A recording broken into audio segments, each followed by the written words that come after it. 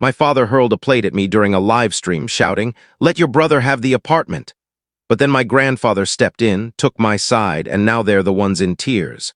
Picture this. You're sitting at the dinner table when your dad flings a plate of spaghetti straight at your face in front of the whole family. What would you do? I've been through that moment. The tomato sauce splattered across my shirt, stung my face, tangled in my hair, and dripped onto the table. But the mess wasn't the worst part. It was my mother's vacant stare and the sound of my younger brother chuckling as he broadcasted the entire scene live. I felt utterly humiliated, but that wasn't what shocked me most. My grandfather's arrival in that chaotic kitchen changed everything. Stick with me. Let me tell you what happened next. Hey, I'm Eric Cole. I'm 27, living in Sacramento, California, working as a software developer for a company focused on automation tech. My job provides a steady income, letting me support myself and live life on my terms. I live alone in a new apartment not far from my old place. That apartment is the result of years of hard work and a tough choice. That choice let me step out from my family's shadow and start fresh on my own. My life now is simple. Each morning I brew a cup of coffee, play some soft jazz, and sit at my kitchen table to savor it. I don't get many visitors. Honestly, I like it that way. But finding this peace wasn't easy. It took a night I'll never forget. It all began with what seemed like a normal phone call, but it turned into something much bigger. The voice on the other end was familiar, the words short, but something about it made my chest tighten. I couldn't name it then, but I felt it. After that call, the house I grew up in started feeling different, like it wasn't mine anymore. It wasn't a place I could return to. It had become just a memory. I'd just gotten home from work when my mother, Linda Cole, called unexpectedly. I froze when her name popped up on my screen. It had been a while since we last spoke. Seeing her name brought me back to that day when I quietly packed my things and left the house I'd lived in for nearly 2 decades. I remember it vividly. As I stood at the door, my younger brother, Aiden, leaned against the fridge, hands in his pockets, eyes looking away. My father, Robert, sat at the head of the dinner table. He said, "If you want to stay in this house, you owe this family your duty." My mother stood at the sink, washing dishes, her back to me. She didn't turn around. She just said softly, "Family sticks together. Leaving means abandoning your blood." Those words from my parents hit me hard. It felt like I was being pushed out of the home I grew up in. The sense of being unwelcome settled over me, subtle yet undeniable, without anyone saying it outright. I hadn't heard from them since I left. I answered the phone a few seconds after those memories flooded back. When I picked up, my mother spoke right away. Her voice was direct and firm. "Sean, come home for dinner tonight." I didn't respond immediately. The invitation was too sudden and vague for me to grasp. There was no explanation, no follow-up. Inside, I felt confused, not excited or angry. My mind went blank for a moment, unsure how to process it. I eventually assumed it was just a regular dinner. If so, I didn't need to expect much. Before heading to my parents' house, I carefully wrapped a loaf of garlic bread I'd baked, the kind my family used to eat before the main course on special occasions. In my mind, I thought the evening might be pleasant, maybe even warm, like sitting with them again, hearing their stories as if I were a kid. I had no idea that in just a few hours, that same dinner table would confront me with my family in a way I'd never seen before, and never would again. When I pulled up to the old house, a heavy feeling settled in my chest. This used to be the place I thought I could always return to. I used to hear the familiar voices of my parents and brother every night. I believed that no matter what happened, I'd be welcome here. But when my mother opened the door, her eyes were distant, and she gave a polite nod. That's when I truly realized. The gap between me and my family wasn't about time or distance. It was in their gazes, like I no longer belonged. When I stepped inside, everyone was already there in that familiar space. Aiden sat at the head of the table, his phone set up on a tripod as he adjusted the angle for his live stream. The light glowed on his face, and comments poured in endlessly. I stood there for a moment, watching him before taking my old seat. Dinner was prepared with more effort than usual. Meatball pasta, arugula salad, and a bottle of red wine already poured. From the outside, it looked like a grand occasion, but inside, I felt uneasy.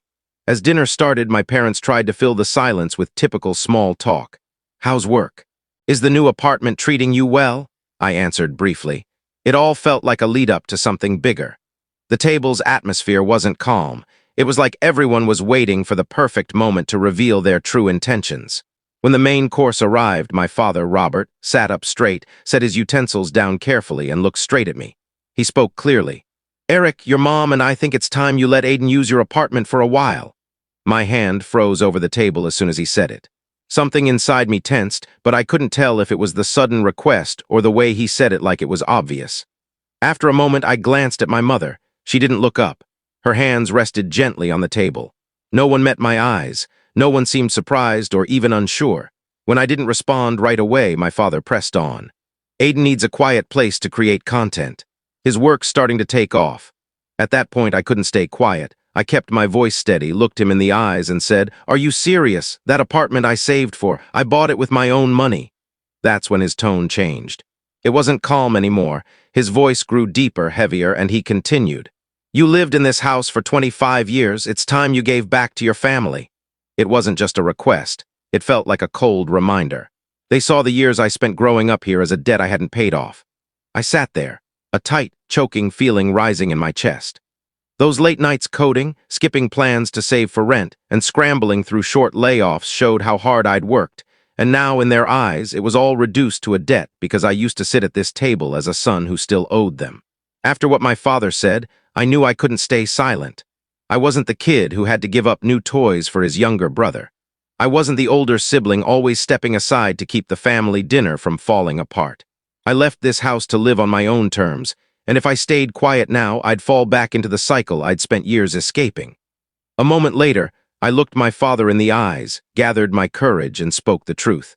"That apartment is mine. I worked for it. I'm not giving it up." After I spoke, the air at the table froze. Aiden stopped mid-motion, eyes wide. My mother flinched slightly, touching her chin, but said nothing. My father stared at me, his voice low but sharp. "You're refusing me?" Still looking at him, I answered clearly, "Yes. Stop trying to control me." When my father heard me say no again, he shoved his chair back and stood. His face was flushed, gripping a plate of spaghetti. Before I could react, the plate came flying at me. Tomato sauce soaked my shirt, splashed my face, dripped into my hair, and splattered across the table. After the plate hit me, he stood there, breathing heavily, arms at his sides. He didn't step closer. He didn't say another word. His eyes darted to my mother, as if seeking support in a situation he hadn't expected. When no one reacted, he straightened, chin up, trying to seem in control. But I could see a mix of anger and wounded pride in his eyes. When that plate hit my face, I didn't hear anything else. The first thing I felt wasn't heat or pain. It was cold. A strange kind of cold, not from the sauce on my skin, but from the humiliation that sank into my sense of self. It was the first time I'd seen my father so angry, and the first time I saw how unfairly our family could act. There was no hiding it anymore. Seconds later, a wave of heat surged in my chest. It hit me not because I was shocked, but because I'd just been cast out of my childhood home. Aiden nearly jumped from his seat after the loud crash. He swung his phone toward me, voice buzzing with excitement. "See, told y'all my family's wild?" I turned and stared at him. His eyes didn't waver. He was clearly thrilled, like he'd captured the perfect moment for his audience. I didn't feel anger in that moment. It was a sudden wave of disappointment. Not because I was being filmed, but because my younger brother didn't see this as a boundary no family should cross. To him, my humiliation was just content for engagement. Facing Aiden's cold indifference, my anger surged in sharp, powerful waves. Without warning, I spun and knocked his tripod to the floor. The crash echoed loudly. His phone skidded across the room. Aiden jerked back, stunned. I didn't let him speak. I pointed at his face and yelled, "You crossed a line." After everything, my mother sat still, hand over her mouth, eyes avoiding mine. She didn't rush to intervene or say anything to ease the tension.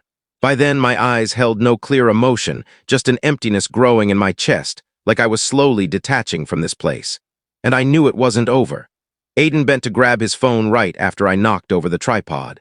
He hadn't even brushed off the dust when his voice cut through, unfazed.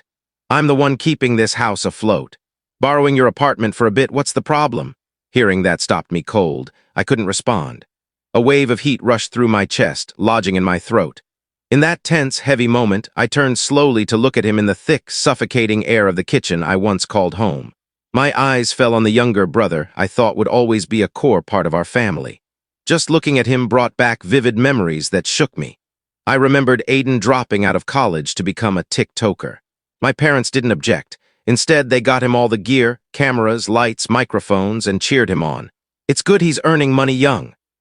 I remembered when a few of his videos went viral and the whole house celebrated like we'd hit the jackpot. My mom bragged to her friends. Aiden's smarter than his older brother who just dreams all day. I remembered Aiden taking them on their first vacation, and from then on, every eye in the house turned to him. Meanwhile, I scraped by month after month to afford that apartment. Every time I mentioned moving out, they brushed it off, saying I was doing the right thing by sending money home regularly. All those memories of unfairness and blatant imbalance burned in my throat like a knot, growing with every breath. It felt like everything I'd never dared say was sitting there, pressing on my chest, urging me to speak. Finally, as I stood still, tomato sauce soaking into my shirt, a familiar voice came from behind. "What's happening here?" That voice made the whole kitchen freeze. Everyone turned to the back door. Walter Cole, my grandfather, stood there. At 77, he still stood tall, his gaze sharp. He'd just returned from a hiking trip with his retired friends in Oregon. No one expected him to walk in at that moment. His eyes scanned the room, landing on me, his grandson covered in tomato sauce, always the toughest for him. My shirt was stained, food stuck to it. He didn't speak, just furrowed his brow slightly. When my father saw him, unease flickered in his eyes, like he'd been caught doing something he couldn't justify, but he quickly pulled himself together, speaking in his usual commanding tone. "You see this?" He disrespected me, wouldn't listen, and nearly wrecked Aiden's Livestream setup. Before my grandfather could respond, my mother jumped in, her voice sharp. He knocked over Aiden's phone. Who knows what else he'd have done if I hadn't stepped in. But my grandfather didn't react to them. He walked straight to me, pulled a handkerchief from his jacket, and gently wiped the sauce off my face in a calm silence that felt louder than their yelling. He didn't speak, but his gesture said he'd had enough. After folding the handkerchief, he looked me in the eyes and asked in his steady, deep voice, "Eric, tell me what happened." I didn't hesitate. I answered right away because, for as long as I could remember, he was the one family member I knew would listen fully. He never cut me off, dismissed me, or forced his rules on me. To him, respect wasn't about age or status. It was earned through fairness. I kept my voice steady and told him everything clearly without exaggeration. I didn't need to overstate it. I knew he'd understand. When I finished, he stood still for a moment. His expression didn't change. Then, after a brief pause, he turned to my father and said calmly but firmly, "Robert, apologize to him." My father responded with a cold smirk dripping with disdain. "You're old, Dad. Stay out of this." After that rude reply, my grandfather's face didn't waver, but I could sense the fire of his anger behind his steady eyes. A moment later, he turned to the whole table. His gaze was unwavering, his voice low but strong enough to shake the room. He said, "This house is still in my name. If none of you see what's wrong here, if no one feels the need to apologize, pack your bags and leave." The silence that followed was thick and heavy. I glanced at Aiden. His head was down, fingers fidgeting with his phone. He said nothing. My mother stared at the floor, hands clasped in her lap. My father looked away, avoiding everyone. As they sat still, I could feel my heartbeat slowing, heavy in my chest. In that moment, I realized I wasn't alone anymore. A new boundary had been drawn right through what used to be family. My father jumped up after the long silence, his face red with anger. He shouted, "You're kicking your own son out over him?" My grandfather, still calm, replied, "I gave you a chance to apologize. You didn't take it." He paused, then turned to me. His gaze was slow but firm, like he was making a choice bigger than anger. Then, in a steady, unwavering voice, he looked around the room and said, "You want him to give up his apartment. Fine, you three go live there. This house stays with him." Those words felt like a final ruling. No arguments, no debate. My father's face was pure shock. His lips tightened. His eyes widened. Through gritted teeth, he hissed, "You can't do that. This is my house. Mine." My mother also stood, her panic clear. Her voice cracked as she nearly cried out, "Dad, this is too much. What will people think of our family?" I looked at Aiden. He stayed silent, glancing from Dad to Mom, then to our grandfather. His eyes were lost, like he was silently begging for someone to step in but didn't know where to turn. I didn't move. I just stood there. Something in my chest opened up. It wasn't satisfying. It wasn't about winning. It was because, for once, my grandfather stood up for me without making me prove myself. My grandfather's face grew stern as he saw their reactions. He didn't raise his voice, but I could feel the intensity of his anger beneath his calm. He walked to the cabinet by the front door. No one dared speak. No one dared stop him. The room was so quiet I could hear the faint creak of the hinge as he opened it. He grabbed 3 jackets, My father's brown one, my mother's blue coat, and Aiden's black hoodie. He tossed them onto the front steps without another word. Slow and deliberate. No explanations, no drama, just action. The front door stayed open. A breeze swept in, carrying the cold sting of something that had just been expelled from this house. When he turned back, he stood firm in the center of the room. His eyes locked on all three of them, his voice even lower. I may be old, but I'm not blind to right and wrong. No one gets to take my grandson's home and expect him to thank you for it. After those words, my father stood frozen, fists clenched so tight his knuckles were white. My mother kept her head down, fingers clasped, eyes glued to the floor like she was trying to vanish. The only sound was the soft breeze through the open door. I stayed where I was, looking at the man who'd done something I never thought possible.